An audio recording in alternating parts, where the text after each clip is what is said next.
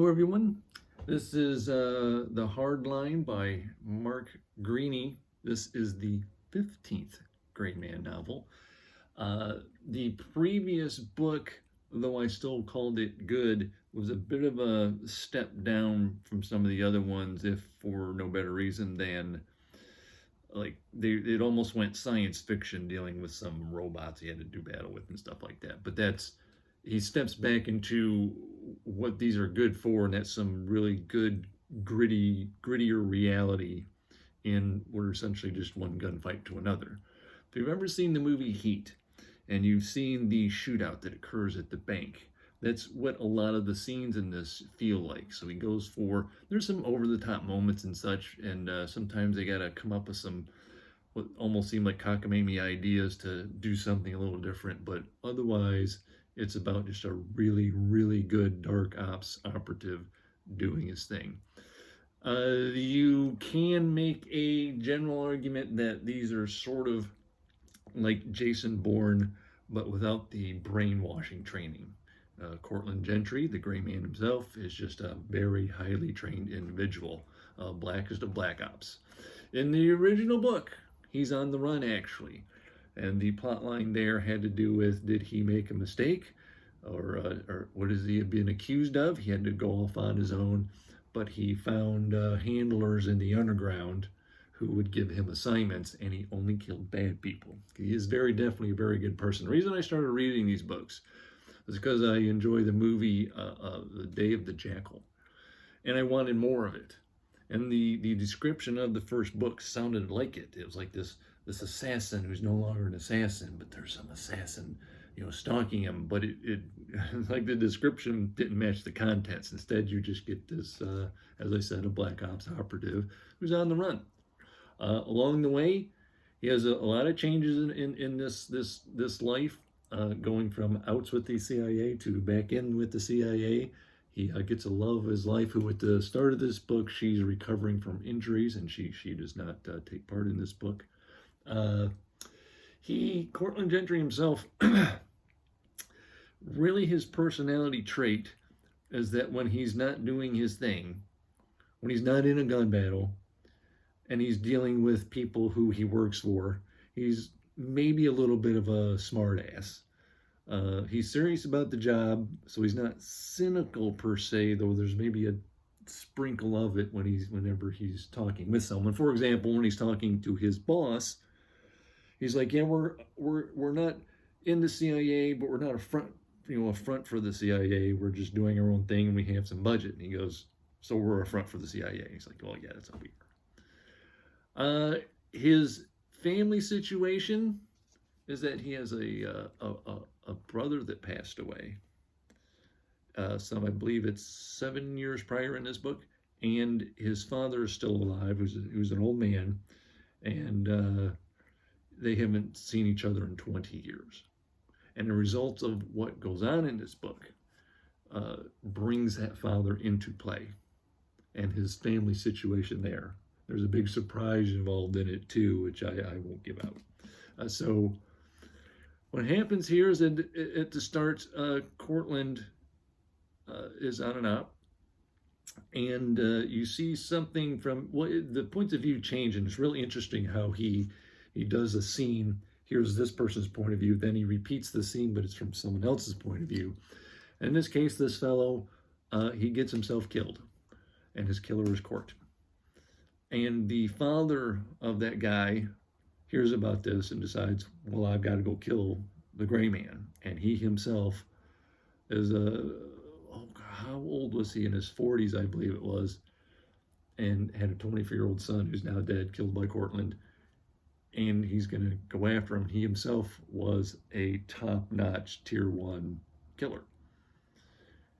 Also, there's another guy who, in a previous book, crossed Cortland's path and wound up in a prison that he did not want to be in.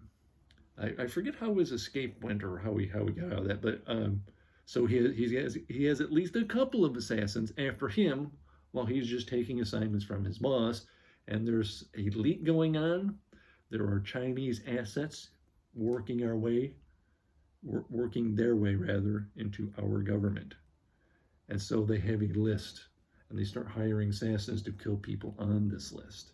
And among them are the assassins that are after Cortland, and they see a way to get to him through this list. And so all they're doing, unaware of these assassins coming after them, they have to go try to protect someone. What's funny is that there's not a lot of, you can't call these books choppy, because you say, okay, we've got to go save this person. She's on this list. We're going to find out what she knows. We don't know what's going on. We're going to find out.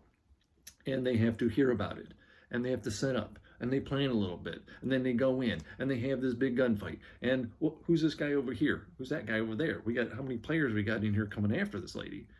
And so on and so on and so on. So each event is just a big deal. It actually reminded me a long time ago when 24-hour news stations would be reporting the news, and then they'd be, oh my God, we got a car chase. And they watch it, the helicopter, and watching the car, and it's, you know, the whole big car chase thing.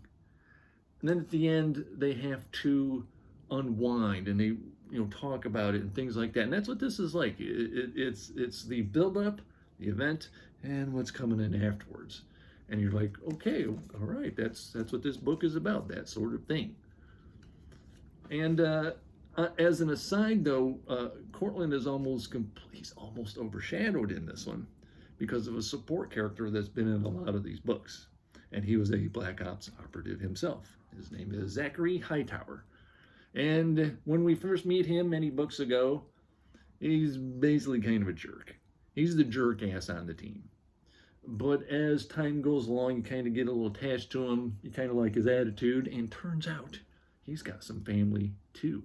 He was married, had a daughter, but in his particular dark ops situation, they could become targets, and he had to leave them, and they went into witness protection. So what he's been doing is showing up sometimes where he knows his daughter lives, but without telling anyone, because they're under witness protection. So he can't introduce himself. But he shows up to a cafe where she works, and just, you know, orders from her, you know, how was your day? What do you do? Oh, you snowboarding? Oh, that's great. And just has some conversation. Just wants to be around her and just get a little taste of her company. And oops, that becomes the big problem, because now they do become a target. And reading about his storyline in this is at least as interesting as Gentry. So you have, I feel like, two main characters in this sharing the #1 spot.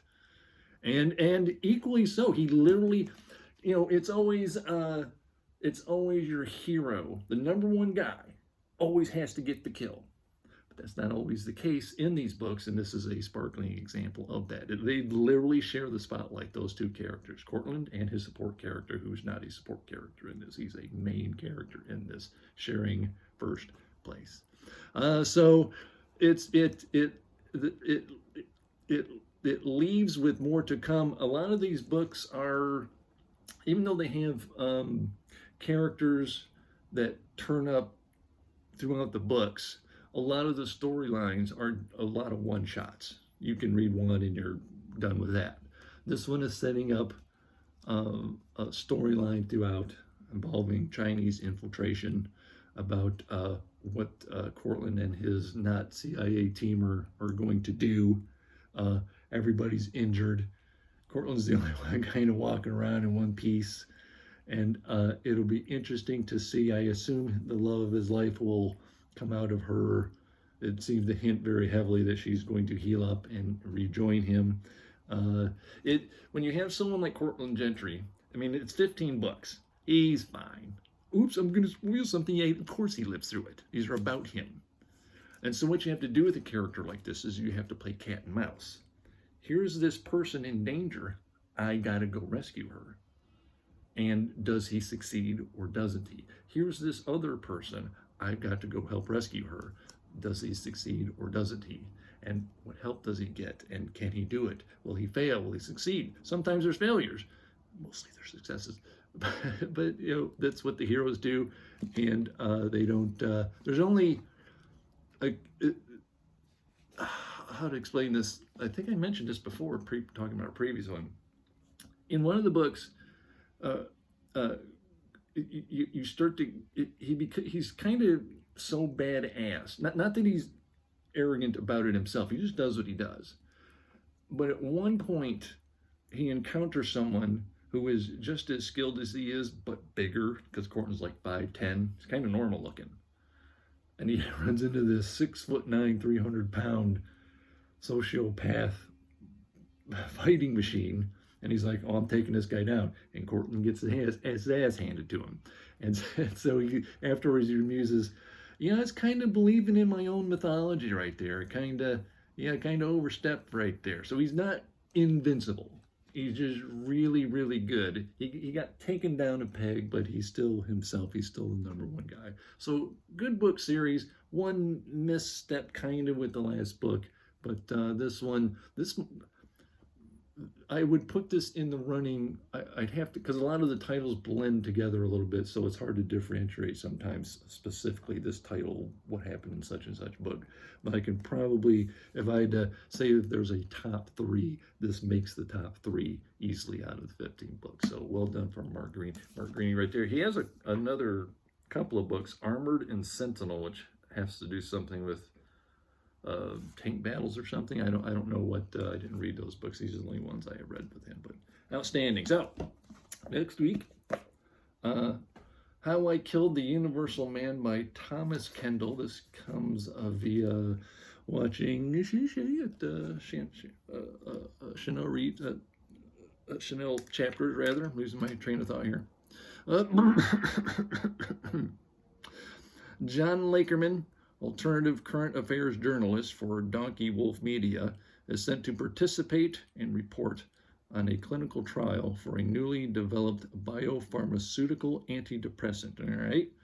While researching the article and the disappearance of its lead researcher, Lakerman is drawn into a complex world of body augmentations, migrant labor, billionaires, a virtual reality game, and a series of fatally seductive mutations. How I Killed the Universal Man is a transhumanist noir taking place in the near future, where environmental disaster and the advent of biological AI is leading to the radical reorganization of consciousness.